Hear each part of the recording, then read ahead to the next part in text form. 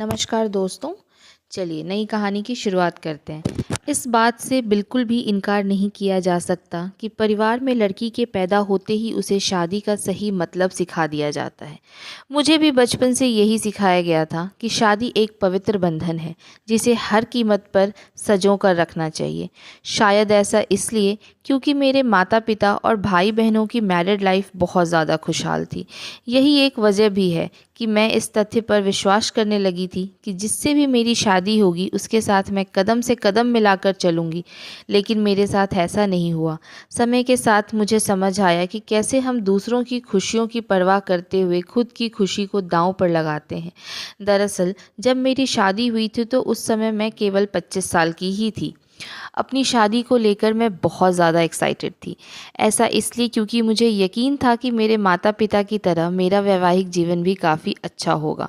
उन्होंने मेरे लिए एकदम सही इंसान चुना होगा, जो मुझे हमेशा खुश रखेगा। लेकिन मैं नहीं जानती थी कि मेरी किस्मत में कुछ और ही लिखा था और सब कुछ बदलने वाला है। किसी इंसान को देखकर आप नहीं बता सकते कि उसके मन में क्या चल रहा होगा। शादी से पहले मैं होने वाले पति से 1-2 बार ही मिली थी। वह बहुत शर्मीला और समझदार था। उसे देखकर मुझे लगा कि वह मेरे लिए एकदम परफेक्ट है। मैं अपने फैसले से काफ़ी ज़्यादा संतुष्ट थी।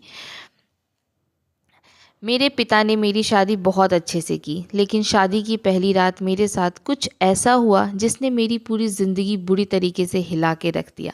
सभी जानते हैं कि शादी के रात कितना मायने रखता है। इस अनुभव को यादगार बनाने के लिए मैंने खुद को तैयार कर रखा था। मेरे पति अंदर आए, बैठे और मुश्किल से 2-3 मिनट बात किए और यह कहकर बात को वहीं ख़त्म कर दिए कि वह बहुत थक गए हैं। मैंने भी यही सोचा कि शादी की रस्मों के कारण थकान हो गई होगी, इसलिए मैंने भी इस बात पर ज़्यादा रिएक्ट नहीं किया। थक तो मैं भी गई थी, इसलिए हम दोनों चुपचाप सो गए। मेरी शादी को 1 सप्ताह बीत चुका था और मेरे पति और मेरे बीच पति-पत्नी जैसा कुछ भी नहीं था। मुझे कुछ अजीब सा लग रहा था, लेकिन मैं अपनी तरफ से पहल नहीं करना चाहती थी। ऐसा इसलिए क्योंकि मैं बहुत शर्मीले स्वभाव की थी।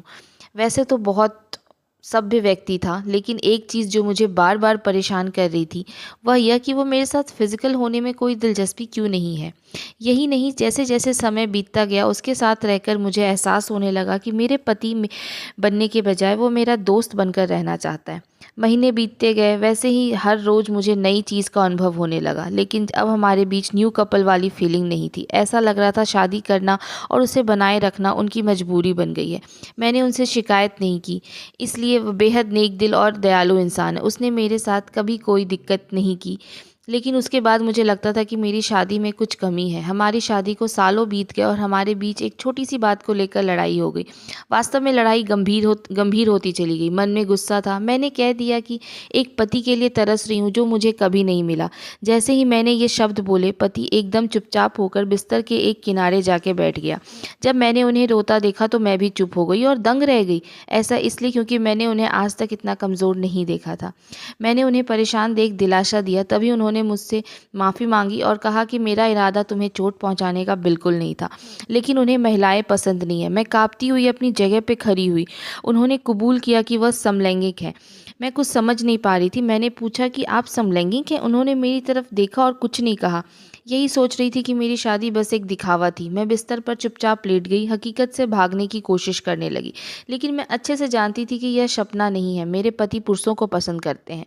मुझे यह बात हर हालत में स्वीकार करनी थी। लेकिन इस दौरान मेरी अपनी खुशी का क्या? मेरी अपनी खुशी की परवाह किए बिना मैं जीवन भर शादी का ढोंग रचाने का फैसला किया। हालाँकि मुझे धोखा देने के लिए उन्होंने मुझसे माफ़ी माँगी। उन्होंने कहा कि सब कुछ बताना चाहते थे, लेकिन उन्हें लगा कि वैवाहिक जीवन में व्यस्त होने के बाद सब बदल जाएगा। लेकिन ऐसा हुआ नहीं। हमने फैसला किया कि अब ऐसे नहीं चल सकते, किसी न किसी निष्कर्ष पर तो पहुँचना होगा। ऐसे में हमने तलाक की अर्जी दायर की, जिसकी वजह से हमारे परिवार के बीच संबंध खराब हुए। लेकिन मैं और मेरे पति के बीच दोस्ती का रिश्ता और मजबूत हो गया। मैंने उन्हें समझा, उनकी भावनाओं की कदर की।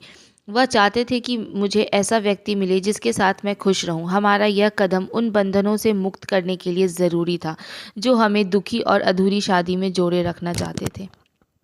लेकिन मुझे खुशी है कि हमने समाज की परवाह नहीं की बल्कि अपनी खुशी के बारे में सोचा।